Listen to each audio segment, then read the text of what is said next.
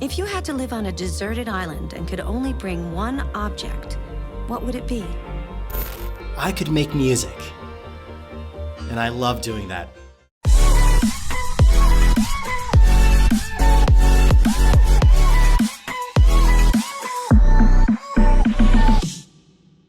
Hey everybody! My name is Solid Gamer, and welcome back to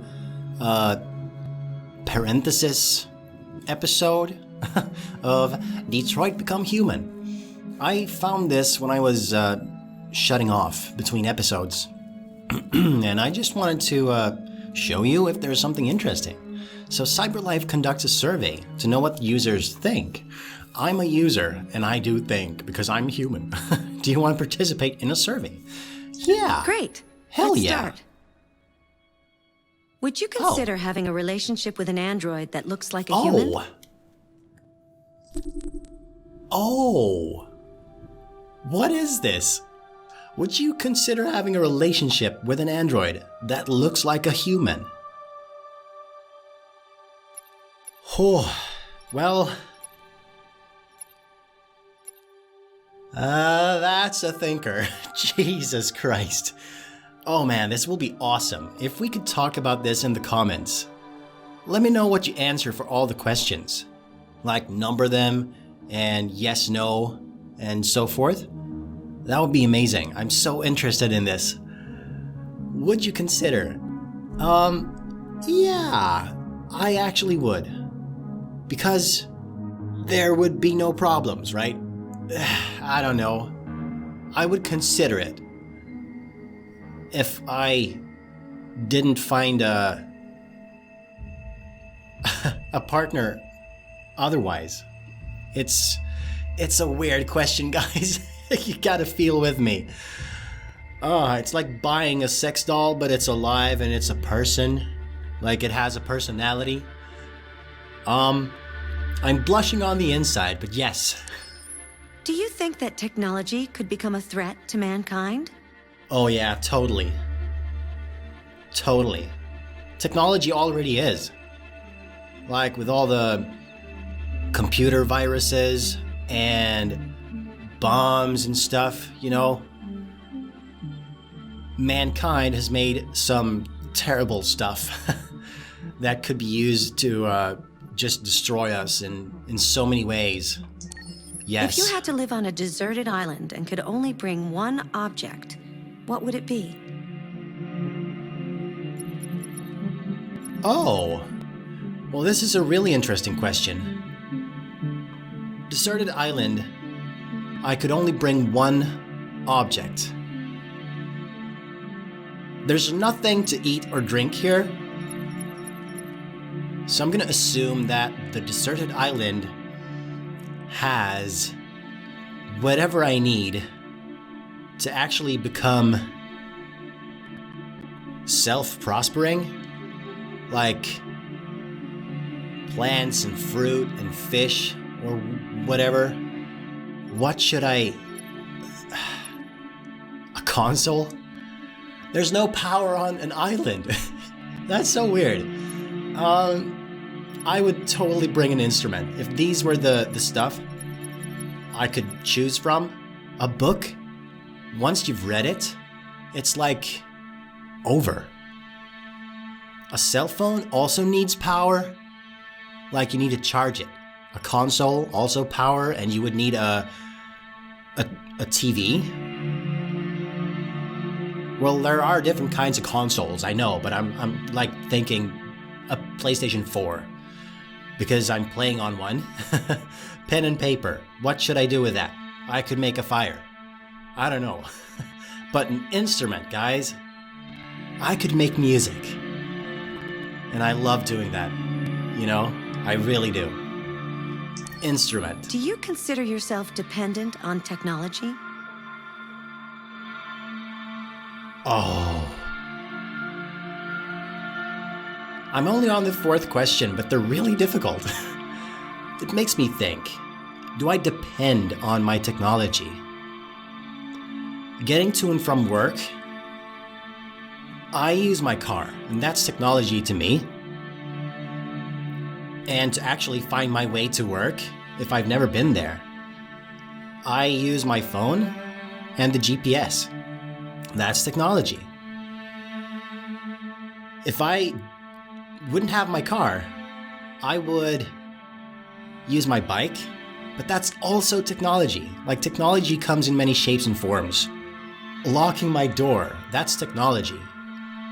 You know, everything is technology these days. But if we refer to technology as an instrument of electronics, like your computer or your phone or something like that. Yeah. What technology do you most anticipate? Oh, that's a nice one. Space tourism. Oh, that would be so cool. Androids, flying cars, space tourism, brain-connected devices.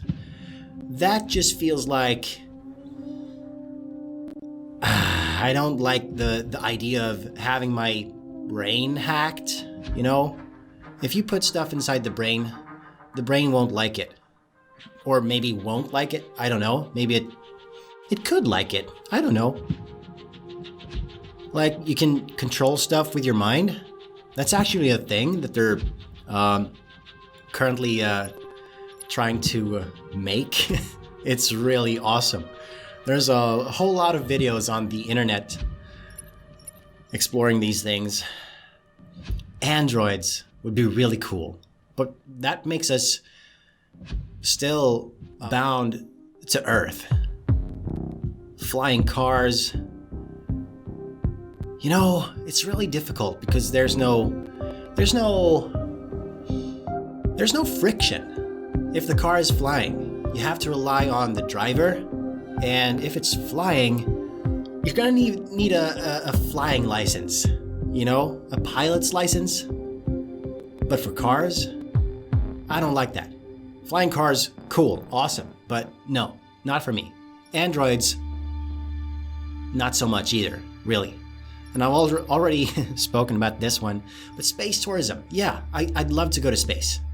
Or to the moon, or just feel the low gravity of being freakishly high up.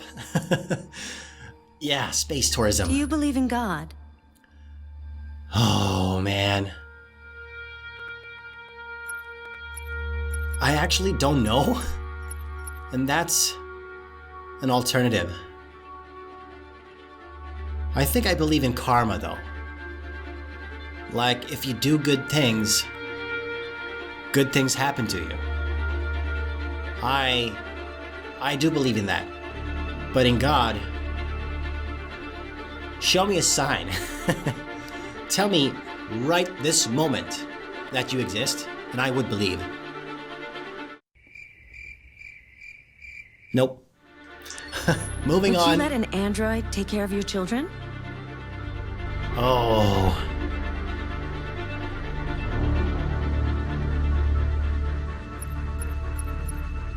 Such hard questions. I don't know what to do. It's such a... It's a really hard subject. Because you wouldn't trust anyone with looking after your children. But it's a computer. I'm gonna go with you know, the very first episode here. The android called Daniel. I think maybe Daniel in the first episode was the same model as Ralph that we just met. And if they can go bananas and coconuts up here, I wouldn't. Because it feels like the android, he got jealous. And just because of that, he killed a bunch of people and took the child hostage. That's no good. I wouldn't trust them. No. How much time per day would you say you spend on an electronic device? It totally depends. It totally depends. It depends on where I am, what I'm doing, who I'm seeing. Around 2 hours, give or take. 2 hours, yeah. If you needed Probably. emergency surgery, would you agree to be operated on by a machine? It all comes down to the relative things. I wouldn't if I'm awake. Like, if they're digging around inside of my abdomen and I twitch, I wouldn't like a machine doing something in there. Maybe if I'm seduced? That's the wrong word. Sedated is the word I'm looking for. If I'm not awake, if I'm unconscious, yeah. Do you think one day machines could develop consciousness? That's a really weird question because machines are made by humans. We're the ones who program them, you know? We're the ones who put the code in there and lets them think what they want to think, or we just basically tell them what to think. That's what we do with the code. I don't think machines could develop consciousness by themselves, but if we actually write the code for learning, like actual learning like a human does, you taste, you smell, you look, just learn. I don't know. It's really weird. If you teach the machine to actually learn things and save things and be aware of consequences and reason, I don't know if that's possible to actually code that into a machine, to actually get what consequence is. I think so, yes. Oh well. Okay, quick walkthrough here. 1, 2, 3. You can pause and look through it if you want to. I'm just gonna go like this. Very nice. 9 and 10. And then back. And we're back at the menu. I really enjoyed this. I had no idea this was a thing. But hey, leave a comment. Let me know your answers. That would be so cool. I had a real hard think about some of the questions. But hey, I'll see you next time. And if you want to let me know you enjoyed this video, you know what to do with the like button. Smash it!